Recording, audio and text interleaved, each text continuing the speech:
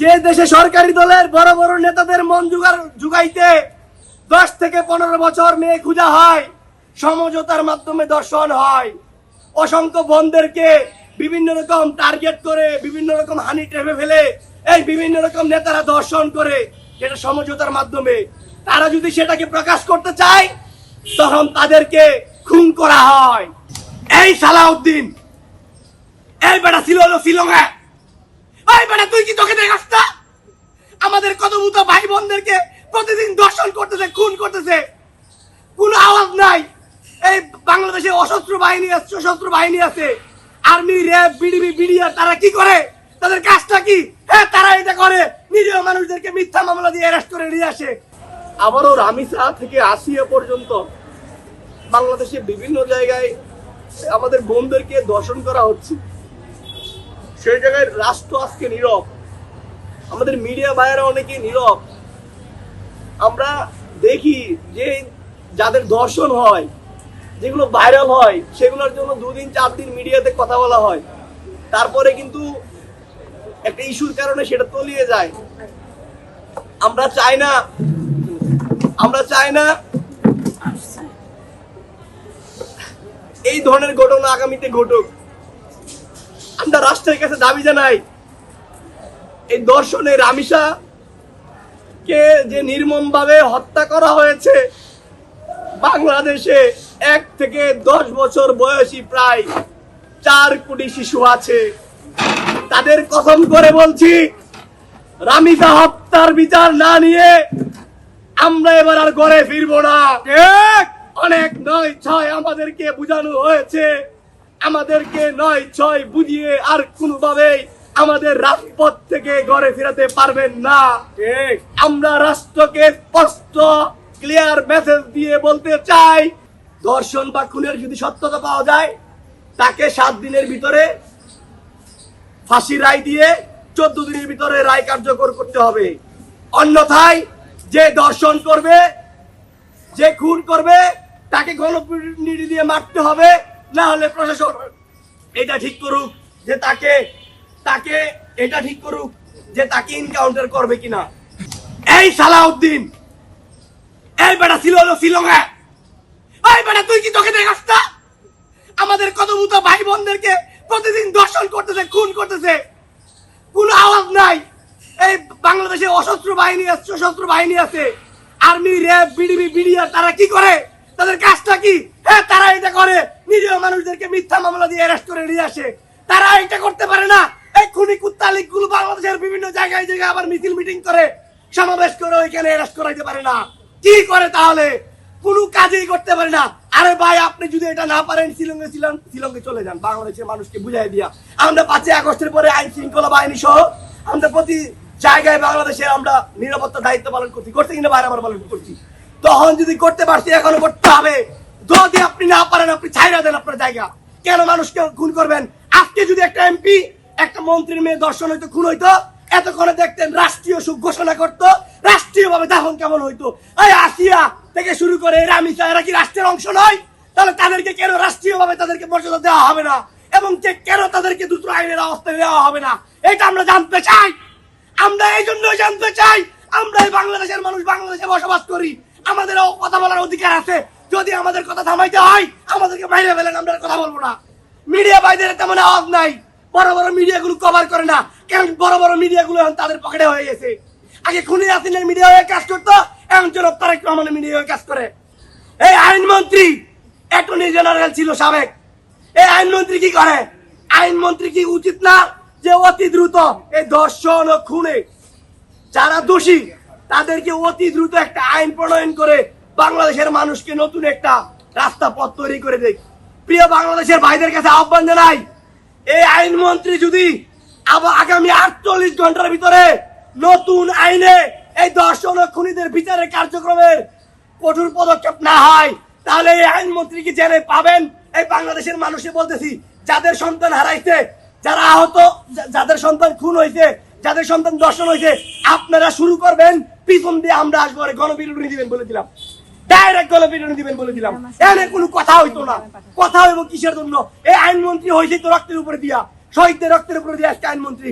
আজকে যারা সংসদে বিভিন্ন রাজনৈতিক দলের লোকজন এসে কথা বলেন, বিভিন্ন জায়গা থেকে আইসা নতুন পুরাতন সব মিলে সবাই বলতেছে, আরে ভাই এই অভ্যুত্থান হয়েছে, যাদের বাচ্চা শহীদ হয়েছে বা যারা এখন দর্শন হইতেছে বা যারা খুন হইতেছে তাদের জন্য নতুন বাংলাদেশ পাইতেন।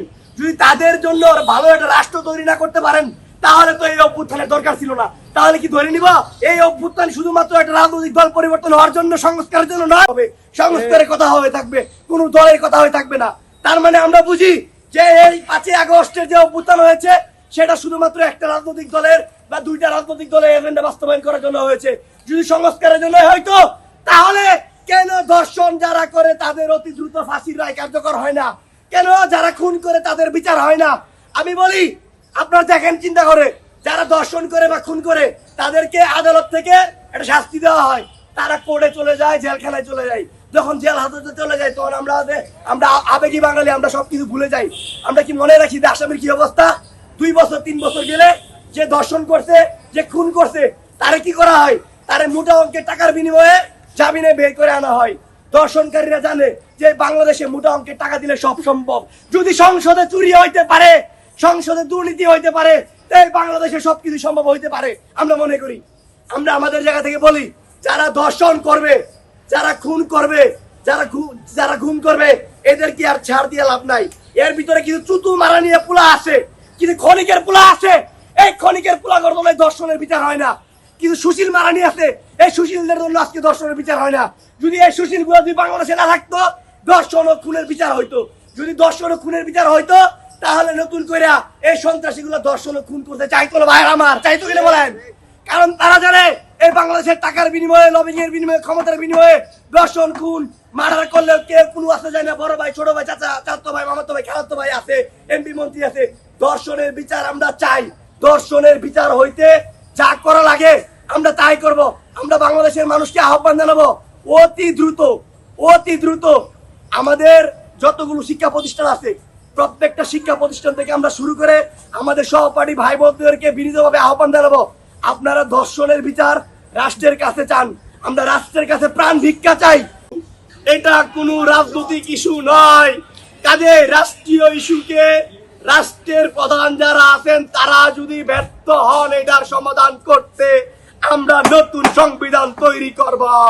এই সংবিধানে ধর্ষণ যারা করবে, প্রকাশ্যে খুন যারা করবে, তাদের বিচারে বাংলার মাটিতে হবে ইনশাআল্লাহ অতি দ্রুত। প্রিয় ভাইয়ের আমার, ঠিক করুন।